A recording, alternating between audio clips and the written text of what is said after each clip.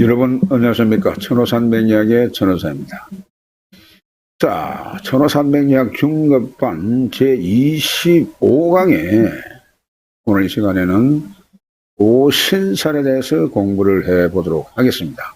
고신살, 자, 고자가 외로울 고자죠. 그래서 상당히 외롭게 되는, 외로움을 타는 그러한 살이라고 보시면 되겠습니다. 그래서 주로 남자의 사주에 이 고신살을 적용을 하는데 상당히 외롭게 될 수가 있는 그러한 가능성이 있는 살이기 때문에 그것을 이해를 하시고 판매할 때에 잘 살펴야 될 그런 필요가 있습니다.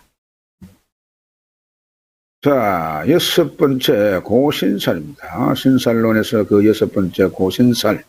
자, 이 고신살은 여러분요, 생년지지를 보고 이 살을 보는 것입니다. 임묘진을 보시고, 임묘진은 방합이죠. 임묘진 다음 글자가 사가 옵니다. 그래서 임묘진 다음으로 오는 사자, 이 사자가 바로 고신살이다. 이렇게 이해를 하시면 되겠습니다. 인생도 사가 고신살이고, 묘생도 사가 고신살이고, 진생도 이 사가 고신살에 해당하죠. 자, 사오미생은 사생이나 오생이나 미생이 같다는 겁니다. 역시 이 신금이 있으면은 이것이 고신살. 신생이나 유생, 술생이 있으면 그 다음으로 해가 있을 때에 이것이 바로 고신살 이렇게 될 수가 있습니다. 자, 그 다음 해자축생, 자, 해생이나 자생이나 축생이 있게 되면은 이것이 고신살. 이거는 삼합하고 하는 것이 아니고 이거는 방합국을 하셔야 될 그런 필요가 있습니다. 방합. 자, 그래서 이 고신살은 주로 이 남자 명으로 본다고 했습니다. 이 고신살이 남자의 사주이게 되면은 고독하고 말이죠. 상처하고, 육친관계가 불리하고, 혼사에 어려움을 겪는 그러한 살이다. 그러한 내용이 되겠습니다. 혼사에 어려움을 겪는다. 자, 그러니까 모든 것이 여자하고 관계 이런 인연은 쉽게 잘 되지도 않을 뿐더러 그 뭔가가 이것이 잘 인연이 됐다고 할지라도 잘 파하게 되는 그냥 이것이 상처하거나 아니면은 되었다가도 혼인을 약혼을 하고도 파혼이 되는 이런 경우 어찌되었든 상당히 그 혼사에도 어려움을 겪지만 이것이 나아가서 상처를 하게 되고 육친관계도 불리하고 이러한 살이다. 그러한 내용이 되겠습니다. 그래서 이것을 일명 호라비살이다. 자, 그렇게 부르는 겁니다. 호라비살. 자, 그래서 이것이 생각해 볼 그런 필요가 있습니다. 사주에 이 호라비살이 있게 되게 되면 호라비가 될 거냐 말 거냐.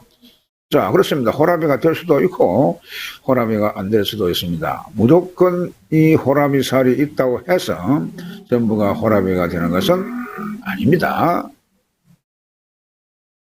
자, 그 두 번째로 이 고신살은요, 연지를 기준해서 방합구 끝자의 다음 자에 해당한다고 했습니다. 그래서 가만히 보게 되게 되면은 전부가 사신해인, 인신사해가 이 고신살이다. 앞서 공부를 한 개강살이라든지 백호살은 전부가 진술충, 충미가 이것이 전부 개강살이 되고 백호살이 되는데 이 고신살은 인신사해가 고신살이다. 그런 내용이 되겠습니다. 그래서 이걸 12운성에서 보게 되면 이걸 사생기에 해당하는 그러한 경우가 됩니다. 인신사해가. 이는 인호술 병화의 생기가 되고 이 신은 신자진의 임수개수, 임수의 생기가 되고 사는 사유축, 자, 경금의 생기가 되고 해는 해묘미, 갑목의 생재가 되죠. 그렇습니다. 그래서 전체를 아울러서 사생재에 해당한다. 이렇게 부르는 겁니다. 그 세 번째로 고신살과 재성이 지지의 뿌리가 없이 동조하게 되면은 혼사의 어려움이 많고 상처하거나 이별 또는 처와 인연이 박하다 했습니다. 자, 이 고신살 위에 재성이 있는 경우가 있을 수 있죠. 그래서 이것이 신거무의 재성이 있으면 이것이 예를 들어서 재성하는 것은 육친성은 일반 기준으로 보는 것인데 이것은 연지 기준으로 보다 보니까 자, 일간이 만약에 갑목이라면은 갑목의 재성은 무기토가 되는 겁니다. 무기토 위에 이 신금이 있을 수가 있는 거죠. 그렇습니다. 그래서 이거 물론 사 위에도 신금이 무토가 있을 수도 있는 것이고 해 위에도 기토가 또한 있을 수가 있는 겁니다. 그래서 이 고신살하고 재성이 같은 주에 있을 때, 즉 동주할 때에 이것은 같은 주에 있다 그 말입니다. 그런 경우에 혼사의 어려움이 많고 상처하거나 이별, 그리고 처하고는 인연이 좌우지간에 박하다 이렇게 보는 겁니다. 그래서 만약에 이 고신살 이외에 재성이 있게 되게 되면은 사실은 처하고는 여자하고는 인연이 근본적으로 박혀 있다 보니까 혼사에 많은 어려움이 있을 수 있다. 자, 이렇게 볼 수가 있는 거죠. 자, 그렇습니다. 자, 그 네 번째로 보겠습니다. 네 번째, 고신살이. 자, 이 고신살이 공망이 되거나 역마하고 동주하면 자, 이 고신살이 공망돼도 마찬가지고 역마하고 동조해도 마찬가지입니다. 이런 경우에는 어려서 고생을 많이 하게 되고 타양생활을 하게 된다 했습니다. 자, 공망은 여러분요, 공망은 앞에서 공부를 했습니다만은 자, 갑자순에서는 술해가 공망이죠. 갑자순이라고 하는 것은 갑자부터 짚어나게 되면은 갑자, 을촉, 병인, 정묘, 무쟁기사, 경호, 신묘, 임신, 계유까지 계수가 끝나는 계유까지가 이것이 갑자순에 있다 그렇게 보는 거죠. 그러고 나면은 12지지가 두자가 많다 보니까 술해가 남게 됩니다. 그래서 남게 되는 이 술해가 공망에 떨어진다. 그래가지고 이것을 술해가 공망이 되는 겁니다. 그래서 갑자수는 술해가 공망이 되고, 자, 그 다음에 계유가 끝나기 때문에 계유 다음으로 갑술이 오죠. 그래서 이런 경우는 갑술순 그렇게 부른 겁니다. 그러면 갑술순은 갑술, 어뢰, 병자, 정총, 무인기묘, 경전신사, 이모, 개미, 갑신, 을류, 이모, 개미하고 끝나는 거예요 보면은. 그러니까 갑신이 오기 전에 이모, 개미에서 끝나기 때문에 신유가 공망이 되는 것이죠.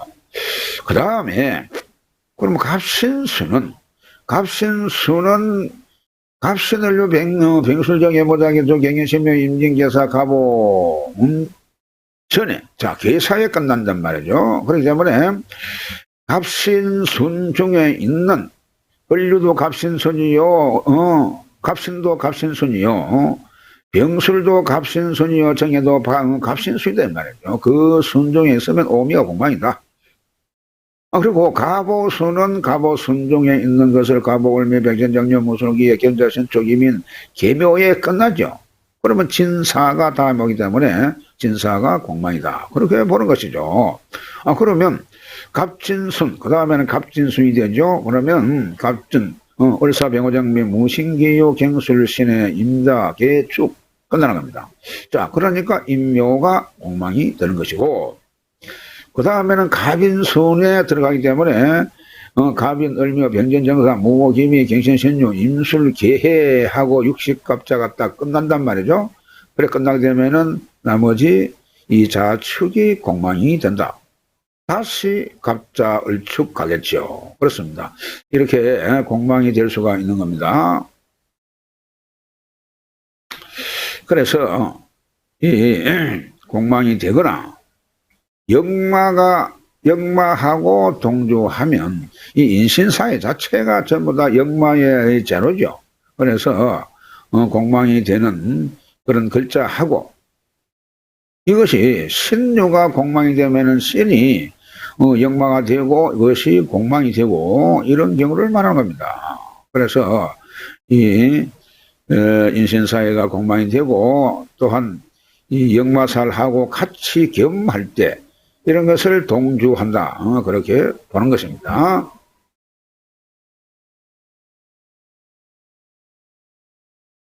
자, 그 6번째를 보겠습니다. 남명을 감정할 때는 이 인신사에, 즉 이 사생이 있는 지지는 고신살, 그리고 삼형살, 역마살이 되기 때문에 중시에서 이것을 감면해야 되는 그럴 필요가 있는 겁니다. 이것이 이 인신사에는 앞서 말씀드린 이 고신살도 되고 역마살도 되고 삼형살도 되고 역마살이 되기 때문에 이것을 잘 살펴서 앞서 설명드린 재성하고 이거 고신살하고 동조로 하든지 아니면은 역마살하고 동조로 하든지 이런 것을 잘 보고 답을 내야 될 그런 필요가 있겠죠. 그렇습니다. 자, 그래서 이 고신살 알아봤습니다.